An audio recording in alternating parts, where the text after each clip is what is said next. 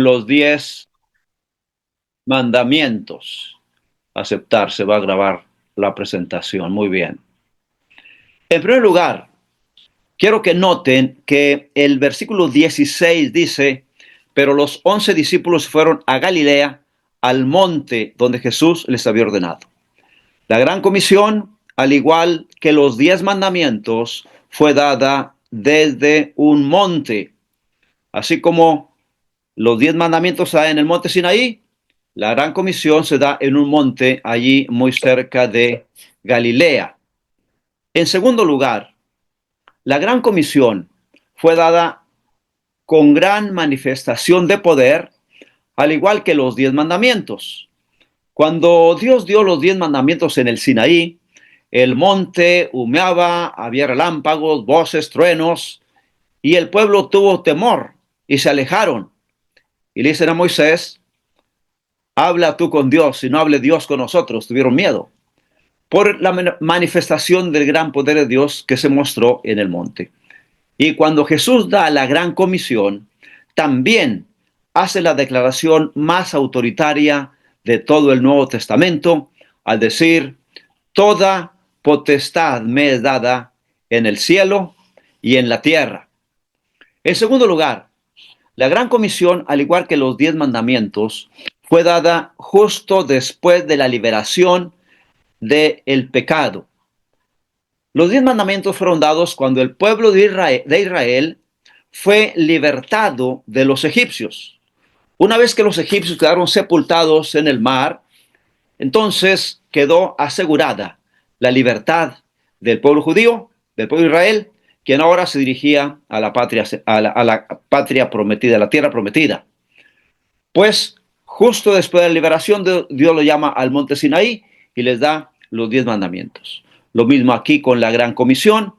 Tan pronto se asegura nuestra liberación, cuando Satanás recibe el golpe mortal en la cabeza con la muerte de Cristo, y Satanás es exhibido ante el universo como mentiroso, como asesino, en fin, y Cristo resucita de los muertos, venciendo la tumba, venciendo la muerte, venciendo a Satanás. Con eso asegura nuestra liberación. Pues justo después de la liberación con la resurrección de Cristo, Dios llama a su pueblo incipiente, inicial, pues, para darles la gran comisión. Y en cuarto lugar, también el pueblo de Israel habría de peregrinar 40 años por el desierto antes de entrar a la Canaán, a la tierra prometida. Pero al inicio Dios les da los 10 mandamientos. Pues igual, al inicio del peregrinaje de la iglesia cristiana, a lo largo de estos 20 siglos, ya iniciando 21 de peregrinaje, Dios nos dio la gran comisión. Y también dada como base para la supervivencia y continuidad de la iglesia, así como los 10 mandamientos.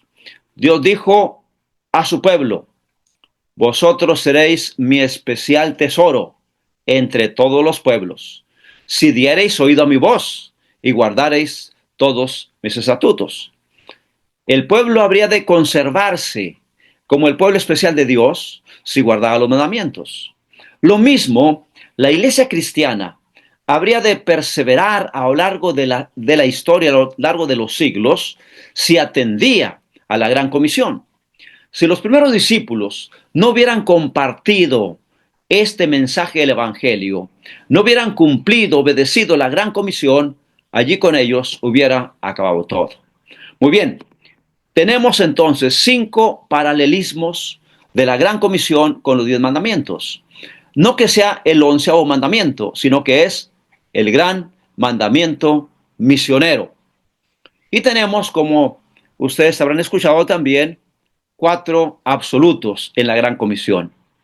Toda potestad me es dada en el cielo y en la tierra. Por tanto, id a todas las naciones, enseñando todas las cosas. Y yo estoy con ustedes todos los días. La autoridad de Jesús es absoluta en el cielo y en la tierra.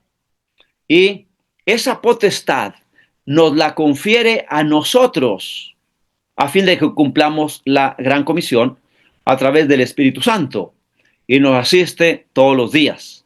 Por lo tanto, he dicho que el primer absoluto, toda potestad, y el último, todos los días, son la capacitación que el Señor hace de nosotros como su pueblo para que cumplamos la gran comisión. Y los dos absolutos intermedios, ir a todas las naciones y enseñar todas las cosas, son las estrategias para cumplir la misión. Lo que nosotros como pastores y dirigentes hacemos no es capacitar, sino más bien instruir, enseñar, porque la capacitación viene realmente del Espíritu Santo. Por lo tanto, el Señor nos capacita con toda la potestad del Espíritu Santo y nos asiste todos los días para que vayamos a todas las naciones, que también podría traducirse como todos los gentiles, todas las gentes, todas las personas. La comisión es ir a todas las personas y enseñar todas las cosas. Ninguna doctrina debe ser excluida de nuestro mensaje. En relación con la gran comisión, tenemos esta declaración de Ellen G. White: la iglesia es el medio señalado por Dios para la salvación de los hombres. Fue organizada para servir y su misión es la de anunciar el evangelio al mundo. De aquí resalto dos elementos. Primero, la iglesia es el medio ordenado por Dios. Un medio es un instrumento para lograr un fin. Un medio es una herramienta para lograr un fin. ¿Cuál es el fin? La salvación de las almas. La iglesia es el medio para lograr ese fin. Ahora, hablando de medios y de fines, esta declaración nos lleva a imaginar la iglesia como una máquina cosechadora. Ahora vivo aquí en esa zona de México, que es una zona agrícola. Eliasib conoce muy bien extensiones muy grandes en el Valle del Fuerte, muchas hectáreas de terreno que se cultivan con maíz, frijol, garbanzo.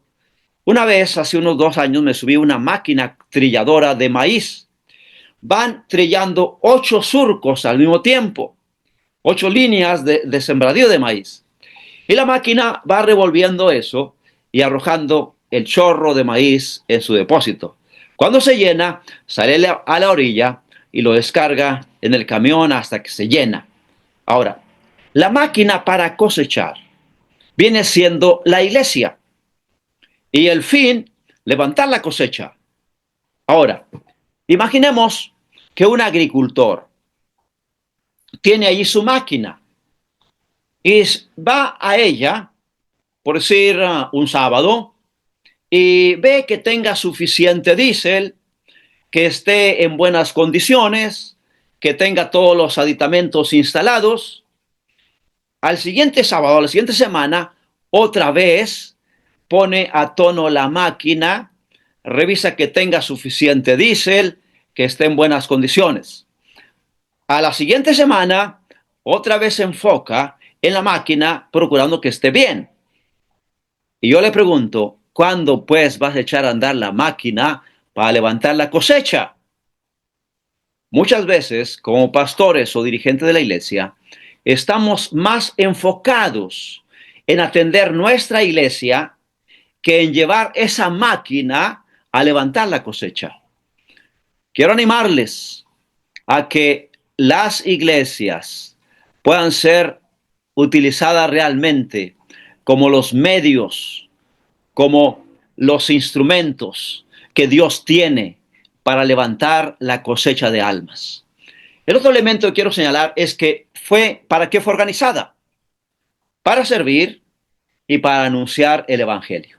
Noten, tu iglesia a la cual perteneces fue organizada no para tener cultos y programas, sino para servir y para anunciar el evangelio. ¿A quién? No a los ya evangelizados, sino al mundo. Muchas veces pensamos que como iglesia somos organizados para tener nuestros cultos y programas. Me tocó ser presidente de 2 campos acá en México, la Asociación del Noroeste, que Eliasib conoce muy bien, Sonora y Sinaloa, y también allá lo que es Chihuahua, Durango y parte de Coahuila. Y en una ocasión llegan a la oficina unos hermanos, miembros de una escuela sabática o congregación o compañía, y me dicen: Pastor Espinosa, ya estamos listos para que nos organice como iglesia. Ya tenemos cultos hasta los miércoles. Pensé dentro de mí: ¿quieren que los organice para tener cultos? ¿Cuál es el propósito? Somos organizados para servir a la comunidad, aplicando el método de Cristo, por supuesto. Y entonces, una vez que aplicamos el método de Cristo, de ganar la confianza, de servir, de la amistad, en fin, entonces presentarles el Evangelio. Mis hermanos y amigos, para eso fuimos organizados como iglesia. Necesitamos, por lo tanto, ir a todas las personas. Ninguna debe ser excluida.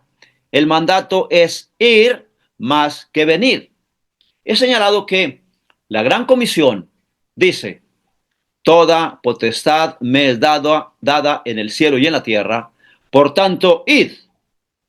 En otras comisiones, en otros evangelios, o más bien en otros evangelios, la gran comisión se presenta siempre: ir por todo el mundo y predicar el evangelio. Por tanto, id y haced discípulos, y siempre ir. Cuando aquel endemoniado fue sanado y quería quedarse con Jesús, Jesús le dice: no, vete, vete a los tuyos, cuéntales cuán grandes cosas el Señor ha hecho contigo. Los primeros discípulos, cuando hubo una persecución en Jerusalén, Hechos 8:4, nos dice que ellos iban por todas partes. Ir, vete, iban por todas partes. Siempre está en una acción centrífuga de ir. La gran comisión nos dice: toda potestad me es dada en el cielo y en la tierra, por tanto, vengan y siéntense. Porque a veces pensamos que con asistir y sentarnos ya cumplimos. Pero quiero decirles, mis hermanos, que nosotros nos preparamos mejor para la segunda venida de Cristo, trabajando por otros, compartiéndoles el evangelio, que escuchando sermones. Una persona que se limita solamente a llegar, sentarse, escuchar, participar un poco allí, está en riesgo mayor de apostasía que aquellos que están activos, comprometidos con la predicación del evangelio. Ir a todas las personas, enseñar todas las cosas. Ninguna doctrina, por impopular que parezca, sea esta del espíritu de profecía, sea esta de los diezmos y ofrendas, ninguna doctrina debe ser excluida. Miren, cuando mi familia fue alcanzada por el evangelio, vivíamos en una extrema pobreza, en una choza de ramas, paredes de rama, con techo de palma, en fin. Pero los misioneros le enseñaron a mi mamá que había que entrar en sociedad con Dios y devolver los diezmos y las ofrendas. Lo presento como un testimonio de que hay que enseñar todas las doctrinas. Ellos se atrevieron, aún viendo a mi madre en extrema pobreza, a enseñarle esto. Ganábamos porque pues vendíamos cosas así por la calle, que chicles, que cosas, frituras, cosas así. Ganábamos, por decir, en aquellos tiempos acá en México, pues que 8 pesos diarios, 6 pesos, pero todos salíamos a trabajar. Somos 9 de familia. Mi mamá recibía todo lo que ganábamos. Y recuerdo que decía: bueno, hijos, entre todos ganamos 60 pesos. El diezmo, 6 pesos. Y yo me preguntaba: pero ¿cómo mi mamá? Somos tantos que apenas nos alcanza para desayunar en aquellos tiempos café sin leche con unas galletas de animalitos que había aquí en México. Y mi mamá todavía apartando el diezmo. Sin embargo, Dios bendijo a la familia.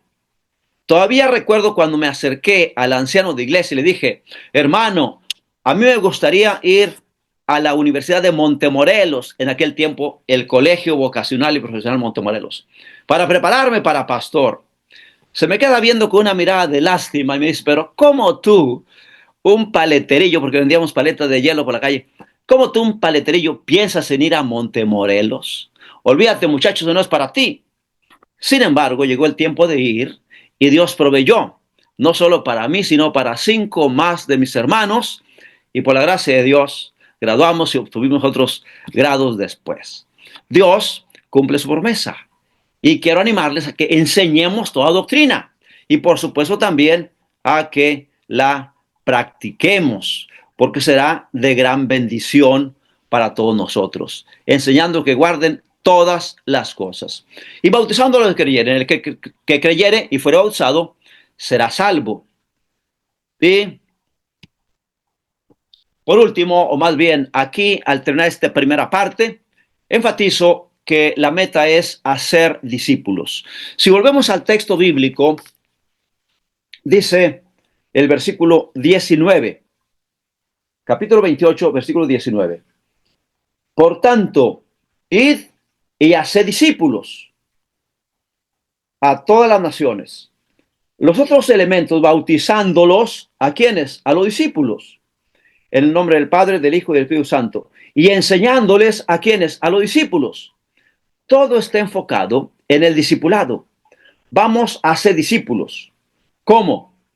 Predicando el Evangelio, bautizando y enseñándoles. En la Gran Comisión de San Marcos dice, id por todo el mundo y anunciar el Evangelio. Al ir, vamos a anunciar el Evangelio, vamos a bautizar a los que creen y vamos a enseñarles todas las cosas. Esto nos lleva a comprometer a los nuevos creyentes con Cristo, a comprometerlos con el cuerpo de Cristo, que es la iglesia, y a comprometerlos con la misión de Cristo, que es la predicación del Evangelio. O sea, cuando nosotros vamos a dar estudios bíblicos, no solo vamos a enseñar la doctrina, no. Antes de eso, y lo veremos la próxima clase, antes de eso, necesitamos llevarlos a un compromiso con Cristo. Aún antes de que abramos el manual bautismal, aquí en México se usa mucho la fe de Jesús. Aún antes de que abramos la fe de Jesús, necesitamos llevar a los futuros creyentes, futuros discípulos, a un compromiso con Cristo. Luego, a través de la presentación doctrinal del manual bautismal o doctrinal, los llevamos a un compromiso con el cuerpo de Cristo. Y a través de nuestro testimonio, nuestro ejemplo y nuestra influencia, con el poder del Espíritu, los llevamos a un compromiso con la misión de Cristo. Por lo tanto, quiero decirles que la mayoría de los manuales se quedan cortos en la preparación para el discipulado. Primero necesitamos comprometer a la persona con Cristo para que le reciba como Salvador, que le ame, que le admire, que se enamore de Él por lo que Él hace y es para nosotros. Luego, a un compromiso con el cuerpo de Cristo, que es la iglesia. Que no sea un cristiano independiente, sino que se una al cuerpo de Cristo, a la iglesia, a la comunidad de creyentes que somos nosotros como iglesia organizada. Pero no para allí. Hay que comprometerlo también con la misión de Cristo. 3 compromisos a los que hay que llevar a aquellos que queremos hacer discípulos. Aquí en esas tablas presento una serie de diferencias entre un miembro y un discípulo. Un miembro entra para escuchar. Un discípulo sale para predicar. Un miembro tiene un lugar en el templo. Un discípulo tiene un lugar en el campo de trabajo. Un miembro entrega sus recursos. Un discípulo entrega su vida. Un miembro espera ser visitado. Un discípulo va a visitar. Un miembro es doctrinado, solo recibe la doctrina. Un discípulo es cristianizado, llevado a un compromiso con Cristo. Un miembro dirige programas religiosos. Un discípulo dirige proyectos misioneros. Un miembro lleva la gente a la iglesia, o sea, lleva visitas a la reunión de la iglesia. Un discípulo lleva a la iglesia a la gente, o sea, saca un grupo de personas y los lleva a la comunidad para compartir el evangelio. El miembro quiere recibir, el discípulo da. Un miembro permanece en la rutina y muchas veces dice, es que aquí siempre lo hemos hecho así. Pues sucede que siempre lo han hecho mal. El discípulo es innovador, piensa nuevas formas, nuevos métodos, nuevas maneras de alcanzar a la gente, de cumplir la misión. Un miembro permanece en la trinchera, un discípulo va al frente del combate. Un miembro preserva el territorio, un discípulo conquista nuevos lugares. Un miembro sueña con la iglesia ideal, un discípulo trabaja para hacerla real. Y ahora yo pregunto, ¿qué somos? ¿Miembros o discípulos? Si no somos más que miembros, lo más que lograremos hacer será más miembros de iglesia. Pero la tarea de Jesús, que Jesús nos encomendó, es hacer discípulos. Y quiero presentar, según cuatro pasajes bíblicos en los cuales Jesús habla del discipulado, cuatro características de un discípulo.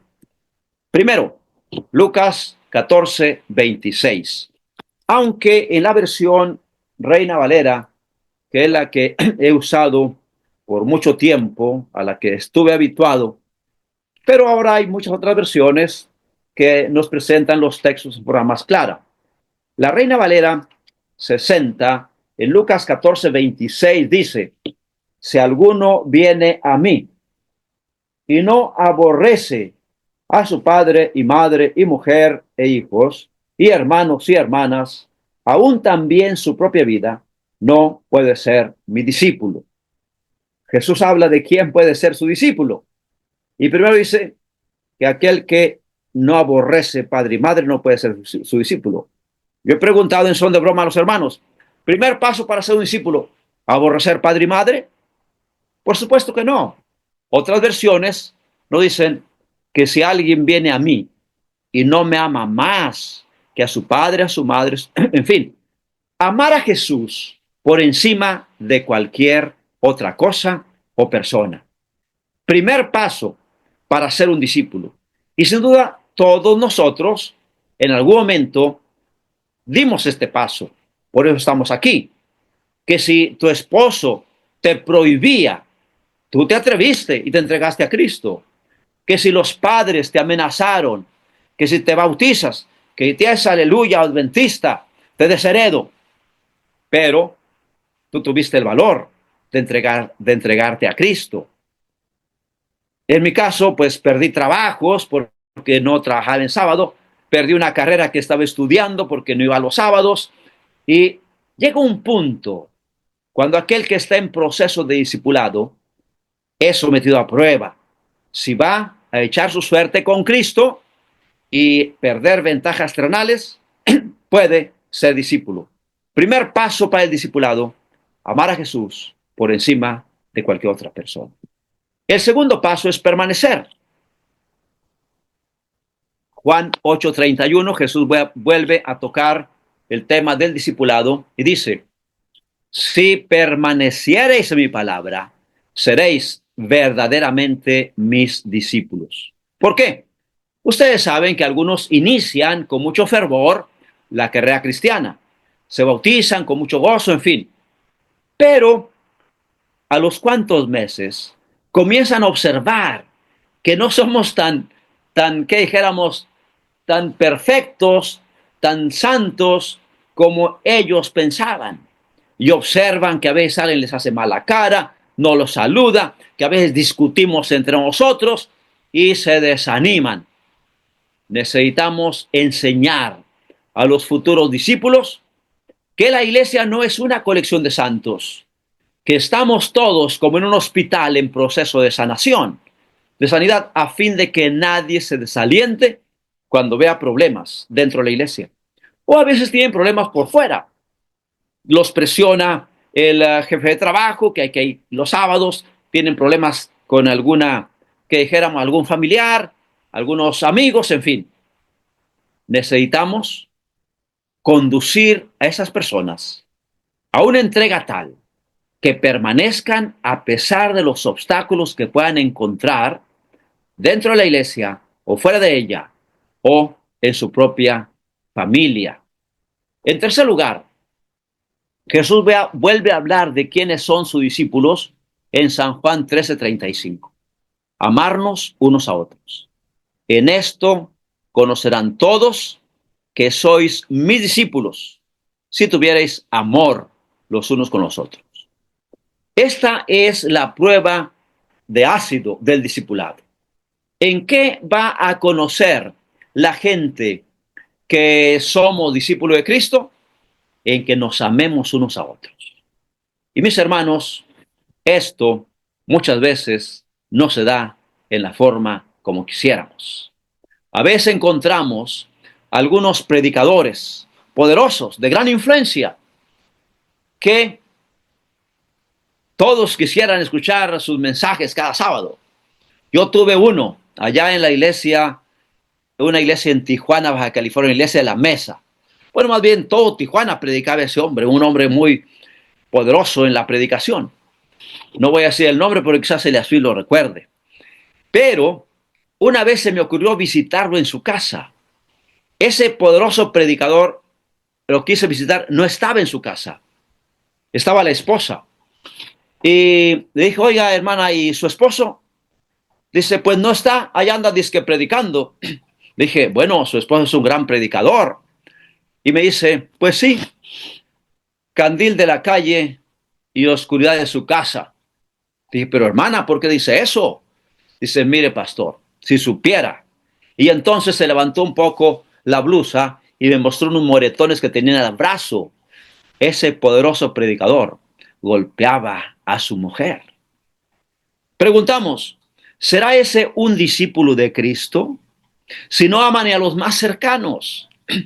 ¿O qué de aquel maestro de escuela sabática que enseña la lección con tal maestría que todos quieren escuchar la explicación de la clase de escuela sabática con él?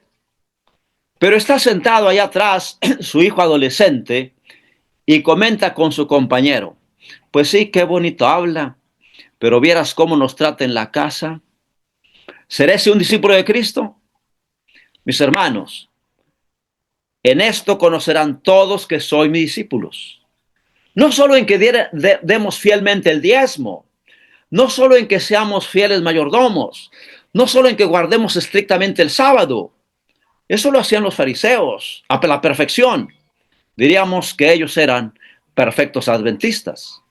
O a veces somos perfectos fariseos.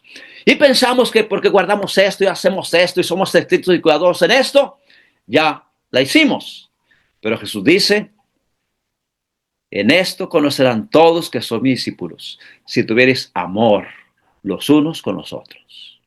Y cuando eso ocurre en cada miembro de la familia, el hogar llega a ser ciertamente un pedazo de cielo en la tierra.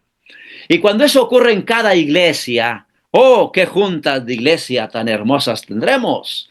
Cuando todos respetemos, nos amemos, valoremos la opinión del compañero, en fin. En esto conocerán todos que son mis discípulos. Y hermanos, quiere el Señor hacernos realmente sus discípulos al manifestar el amor de Cristo. Hemos señalado hasta aquí 3 características de un discípulo. Primero, compromiso total con Jesús. Segundo, permanecer a pesar de los obstáculos o problemas.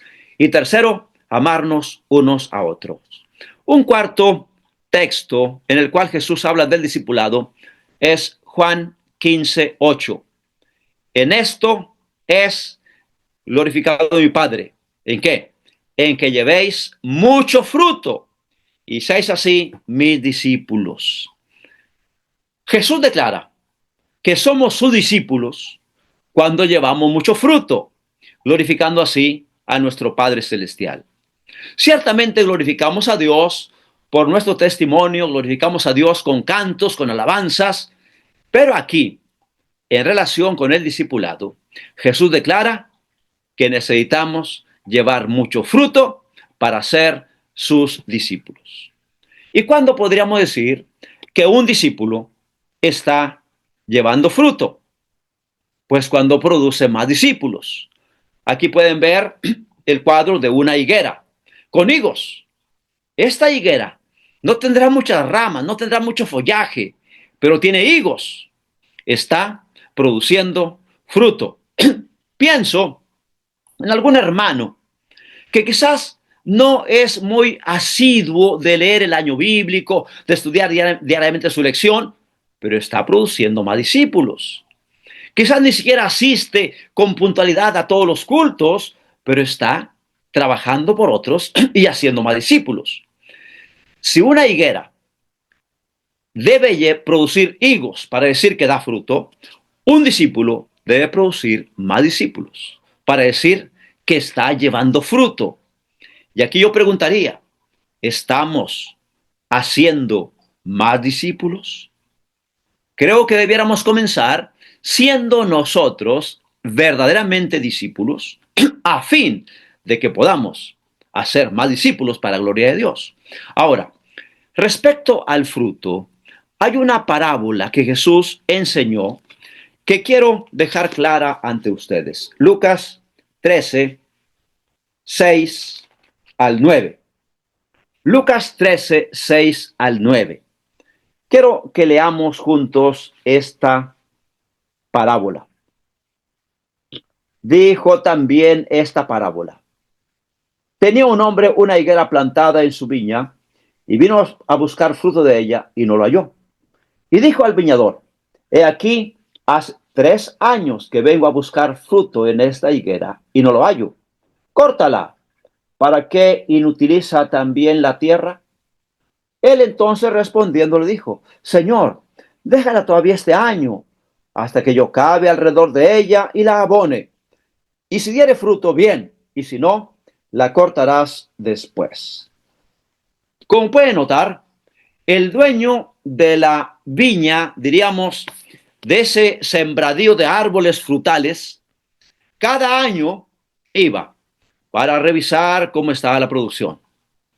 Y de pronto se encuentra con una higuera, de la cual dice, hace ya 3 años consecutivos, he venido y veo que esta higuera no produce fruto. Y le dice al encargado, al hortelano, al que cuida del plantío, córtala. ¿Para qué inutiliza la tierra? Pero el hortelano le dice, Señor, dame una oportunidad. Esperemos un año. Voy a hacer una zanja alrededor de esta higuera a fin de que reciba agua. Voy a abonarla. Y si al año no da fruto, entonces sí la cortarás. Mis hermanos, Jesús llega hoy y observará entre nosotros a alguien que por 3 años no ha hecho un discípulo más, alguien que no ha traído a los pies de Jesús a otra persona.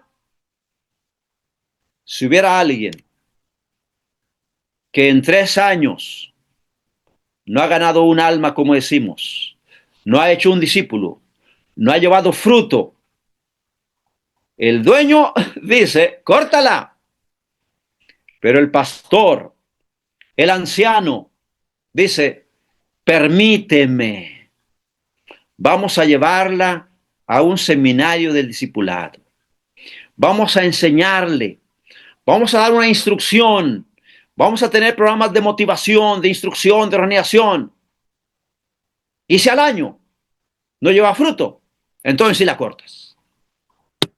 Habrá alguien que no ha llevado fruto en 3 años. Tenemos un año de gracia. Hay un año de gracia.